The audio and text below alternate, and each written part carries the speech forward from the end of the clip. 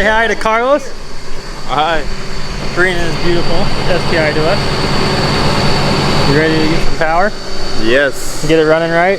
Yes. Yeah. So Carlos brought his car all the way from Portland, right? No, from Walla Walla, Washington. That's right. A little bit further. I don't know why I thought 5 Portland. hours maybe. Yeah. Definitely a bit of a drive. You guys are gonna see more on this as soon as we get to check it out.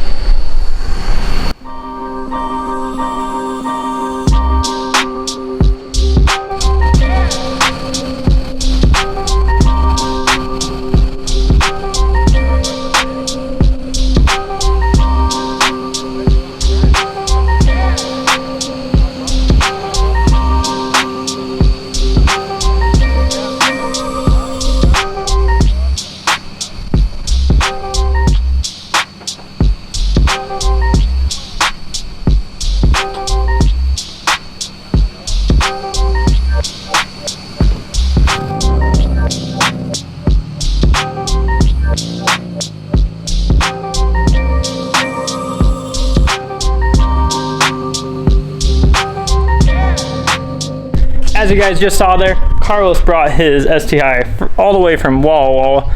For some reason I thought it was Portland. Oh well. He had it done at a shop over in Portland though, so that's probably why I thought that. Unfortunately, the shop he took it to just didn't cater to what he wanted. So it's not exactly what he wanted, so we're going to try to change that and make this thing exactly what he wants. So taking a look at this thing, it is a beautiful 07 STI, guys. You know that's my favorite year. This thing is the best year. I'm lying. Don't let her hear that. Well, I mean, she's already grenaded it anyways, right? But 2015 plus is my favorite year. 07 always has a spot in my heart though. Taking a look at this, it's supposed to have a built motor in it, at least a forged piston motor. We're gonna tear into this thing and figure out what's really done to the motor. It's having a head gasket issue. He recently just had the head gaskets done on the car too. So I'm kind of curious what we're going to find in here, because it's pushing coolant into his overflow, and that's a direct sign of having pressure in your coolant system. Usually lifting a head, bad head gasket, like it burned a spot in the head gasket, cracked sleeve. I mean, there's a couple of things that could not be very good there. But the blessing inside of it is he does want built heads. We do need to pull the oil pan off, see it has forged rods before we even think about doing built heads. And obviously we need to make sure this thing doesn't have a cracked sleeve. So we're going to be working on this thing. This is probably being recorded beforehand. We got several other projects to kind of tackle right now, but you guys are going to stay tuned with this. We're going to get going on this thing, and we're going to show you guys all along the way what we find and make some changes. One of the things that he did want to change was he's not happy with the turbo kit on the car. This being a Perrin rotated kit, they're just an outdated kit, guys. They're from the older days, not as efficient. I mean, come on, it's a T3 inlet and a 4-bolt downpipe. It's just not efficiency. It has a great turbo on it, a GTX 3076R. It's a good turbo. His goals are 500 wheel. We are going to have to push that turbo pretty hard to get there, to be honest with you, especially in a T3 housing. So we're looking at doing a V-band housing on the turbo, V-band in and out to kind of bring it up to today's technology. And we're thinking about changing the turbo kit around and modifying it to bring it to where he wants to see the turbo kind of sitting here like the ETS kit, or even like how we had Travis's, which was having like a 2015 plus ETS kit and made the turbo sit forward. So we're going to see what we can come up with. I'm going to keep you guys updated. For now, you guys are going to have to wait. What's up, guys? And continuing on from our other day when we were diagnosing that oil pressure issue on the red WX, we have a beautiful 07 STI. Carlos' car is here, and we have some issues of it, guys. So take a look at this thing. Very nice looking car, and I think I'll go ahead and open this thing up. But what this thing is in for is it is having head gasket issues. Now the unfortunate part and sad part is that he literally just had this work performed at a shop, and you know, within the first week it was actually doing identical deal, and that is pushing coolant into his overflow right there. Now this thing needs a hood prop, so let me grab one, then I can show you guys more on this thing. So let me find the dang hood prop. I think it's in the car, but we are going to be diagnosing this thing, and my assumptions are I can't find the dang hood prop. So let me find that real quick. Be right back. There we go. We got our hood prop now. So unfortunate thing is that we're having head gasket issues again. Now you might ask, well, why the heck would we be having the same problem? Well, there's a couple things I would play in that role. Whether the work wasn't done correctly. He said he didn't believe the heads got decked and it had overheating issues before. So obviously we're going to have the same issues. Even if they did get decked and we're having the same issues that done before, then I would question maybe the tune that's on the car. Maybe it's too aggressive. You know, maybe we have too much timing at peak torque or too much timing overall that we're lifting the head on it. The other thing, this is a stage 3 is what my terms would be. So it's supposed to be a forged piston rod motor. We don't know about the rods yet, but what if it has a cracked sleeve? So there's that. You know, usually if we have a cracked sleeve, we have many other different signs. You know, oil mixing, car misfiring, things like that. So I think we're just going to come down to that either the work wasn't done correctly or B, we have too much timing in the map. So we're going to go ahead and continue diagnosing this. We are going to be doing the head gaskets on this car. We will be doing them correctly, looking at the work done as we go, and we are going to be doing a different tune on the car. So that way we can know for sure that it should have no issues with running properly, and we don't have to do this a third time. So my concern being that this was done already, I don't know if they decked the heads. We do know it has a built engine. I can hear the forged pistons on a cold start. How many times have our heads been decked? That's one of the concerns I'm having. So I am going to go ahead and order a thicker head gasket from JE Pro Seal on this one, a .051 for those of you wondering. That's usually what I would run if the head's been decked multiple times, so that way we can keep our cam timing right where we want it. So I do need to order that. I haven't got to that yet because we've been so busy with Portland. So I'm going to be ordering it today. That means that it's going to delay us a bit, but we still got to take the heads in and get those decked, possibly build them because it has stocks ahead. So the game plan for this car is we're going to pull the engine out of the car, we're going to pull the oil pan, and we're going to see if it does have rods in this. And if it does have rods, then I believe at that point we're going to go ahead and build the heads. Otherwise, if it doesn't have upgraded rods, there's no point in building the heads because we're not going to really be able to rev it out much higher. And so that's kind of what's going to be determining that. This thing also was not done the way he wanted. He asked for a different turbo kit on the car, and as you can see here, our turbo is pretty well hidden. It has a GTX 3076R on here, Gen 2. Great turbo, but the kit is just outdated, guys. This is a Perrin rotated kit. You know, they used to be great back in the day. They're one of my most hated kits for fitment and for performance. They're just outdated, guys. They have a T3 flange for the turbo. I know a lot of you may not know what a T3 is, so I'm gonna have to show you later. And we have a 4-bolt downpipe. Guys, the Times is not having that anymore. We have V-bands. This is what we use V-bands for. So I really wish it wouldn't have been the kit used on the car. He does as well. So we've talked about changing the kit, having Ranchbuilt build maybe a custom up pipe and down pipe for us, and changing the location of the turbo. We'll see. We mainly want to check out and make sure that we don't need a new engine. You know, if I pull the oil pan off and we see metal in the pan, then the budget might be a little bit tighter for him to be able to do a turbo kit he wants. So right now we're just going to go through with diagnosing the car. We're going to get it apart.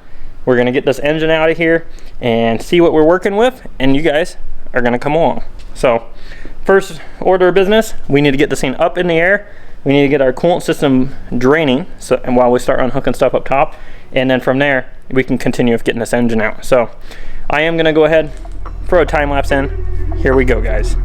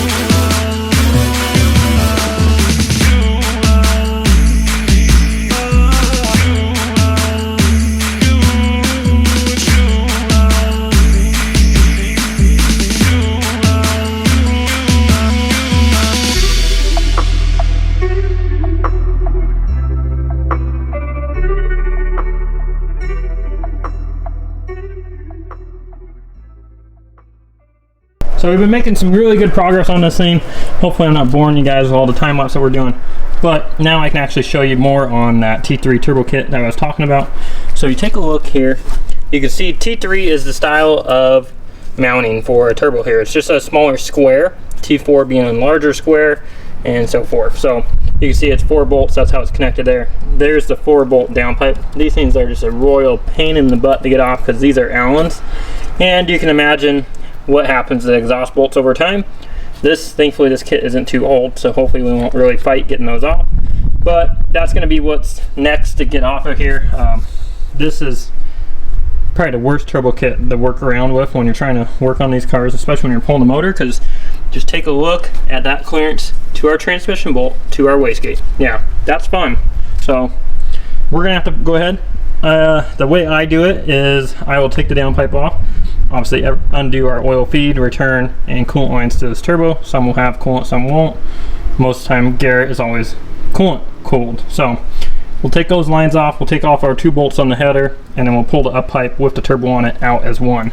Then I'll be able to get to everything I need to back here, and we can get this engine pulled like we're wanting to. So let me knock those out. Not gonna be a real way for me to set up the camera for you guys to see. And then once I get that out, and we'll get the motor out. So let's do it.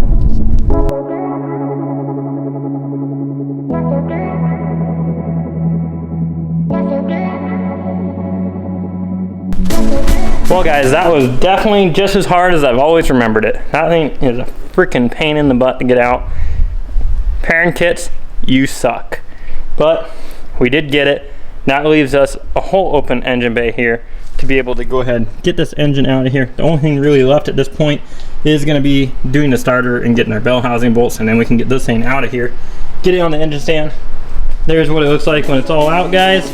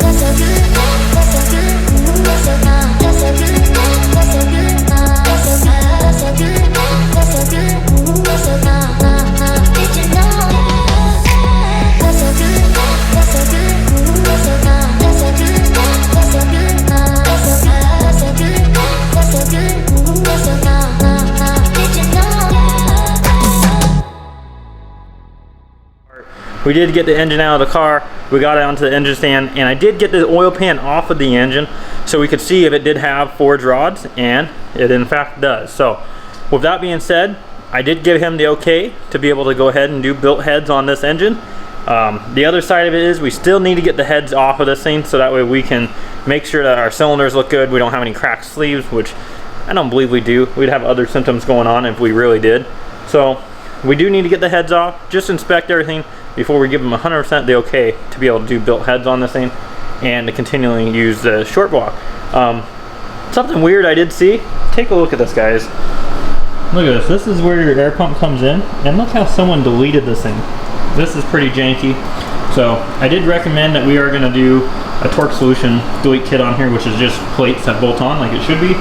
If you look on this side, they do have a plate on there. I don't know who that one's made by, but they do have one on there. So I don't know why they have one here and they don't have one there. Seems kind of weird to me. Like I said, guys, this came from a big name shop. It came from well-known shop, let me put it that way, and that is not the right way to do it. So we're gonna fix that. There's a couple other things that were kind of weird on this thing. One being, if you take a look at these intake manifold gaskets, look at this, guys. We have an intake manifold gasket, and then you look around here, look at, they're sealing all the way around this. Like, why? What's the point of that? That makes no sense. So that is not right. We're not gonna do that. We'll get a new gasket, put it on there properly the way it should be. So there's just some work that's done on here that's questionable. We're gonna go ahead and address all that. I'm sure we're gonna find more when I get these timing covers off. So we need to get that thing tore down today.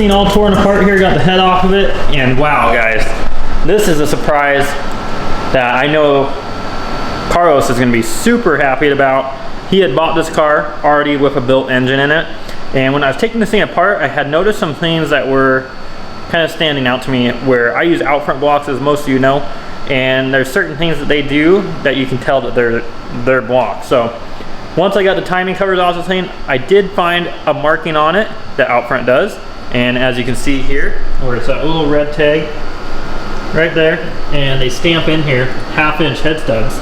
So at that point, I'm like, 1/2 inch head studs, that seems pretty odd. You're not gonna do 1/2 inch head studs on a semi-closed deck. So I knew right away this thing had a closed deck engine in it. So that's pretty awesome to see. I know he's gonna be super excited and happy. There's obviously no reason why we shouldn't build the heads now. We have a built short block of 1/2 inch head studs. I don't know why they didn't build the heads at the time when they put this thing together. Those are 100% stock cylinder heads down there, stock cams. So I don't know why they didn't do that. Maybe budget, like we've talked about before. So that is awesome to see. We have a closed deck engine. We're gonna do a set of our stage 3 heads on this thing.